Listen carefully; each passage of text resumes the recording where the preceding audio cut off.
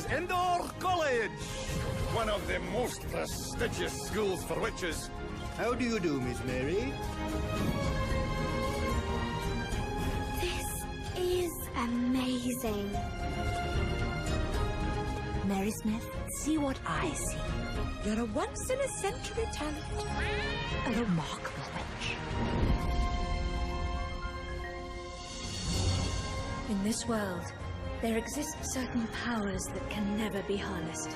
That girl has discovered where the flowers are. She's going to bring them right to us.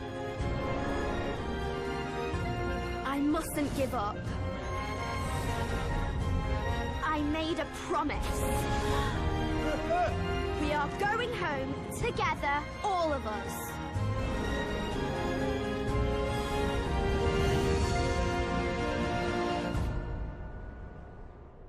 Aloha!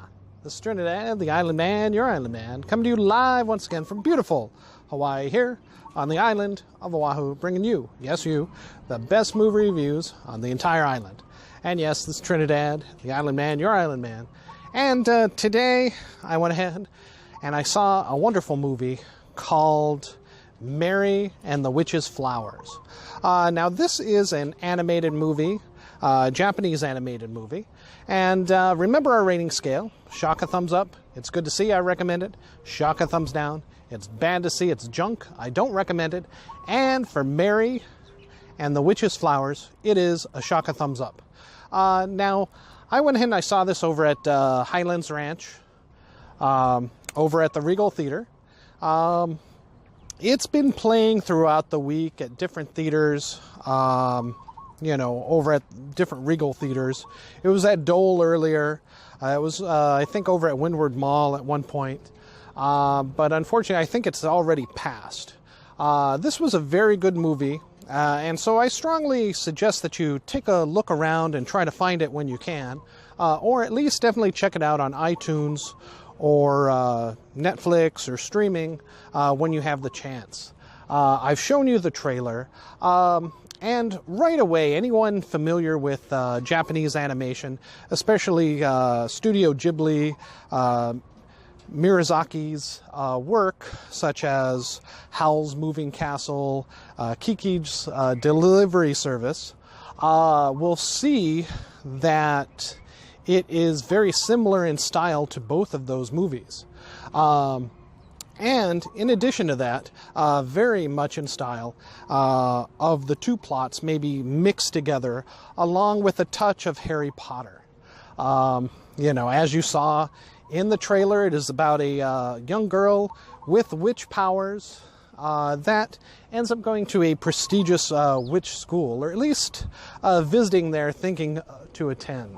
But the plot really goes on much, much more than that, and you see a much broader, almost a Voldemort kind of threat level, which most Miyazaki movies seem to have. You know, some young child, young girl mostly, that gets in way over her head and has to save the day somehow through her own courage and gumption. And again, I say that this is very familiar to Mirazaki's and Studio Ghibli's work because most of the animators who had left Studio Ghibli, you know, upon announcement of Mirazaki's retirement, had gone and formed their own studio, Studio Ponak, which is what this is. And this is the first animated movie by Studio Ponak. And I think they hit it. They hit at least a double or triple, if not a home run, first time out of the gate for their first animated feature film from this new studio. Since Studio Ghibli dissolved and is no more, Studio Ponak is picking up, you know, the torch. Since many of their animators had gone over there, and of course, you know, I guess most of the story people as well. It's no surprise that, you know, this is kind of a combination of Howl's Moving Castle and Kiki's Delivery Service wrapped up into one. So it is a little bit of a retread in that aspect of it. Yet, I believe that small children will still definitely love the magical aspect of it, the adventure, the excitement, and the drama of someone without normal magical powers who finds, these witch flowers, and with them is able to gain incredible magical powers. I think this is something that everyone will, enjoy.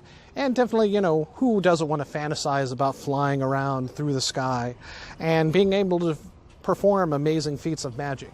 Especially someone who, like this girl, is a bit of an outsider, a bit of in a place where she's uncertain of in her life and not confident about her skills and abilities, finally finding what seems to be a place for herself, very much like Harry Potter.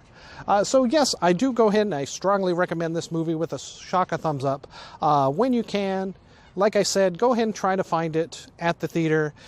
I'm sure it'll come back now and then. And if not, definitely look for it online or check out, the DVD when you have the chance.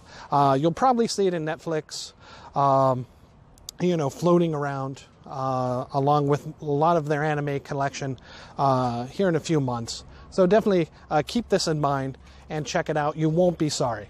All right, thank you so much. This is Trinidad the Island Man, your Island Man, giving a shaka thumbs up for Mary and the Witch's Flowers. It is a delightful kids movie with, as most Japanese animation movies are, a little bit of a poignancy for an adult as well. So I would also go ahead and add that the ending is somewhat reminiscent of even Nausicaa of the Valley, especially with the enemy that has to be defeated as far as the entity enemy, if not, the other bad guys in the movie as well. All right, thank you so much. Again, aloha.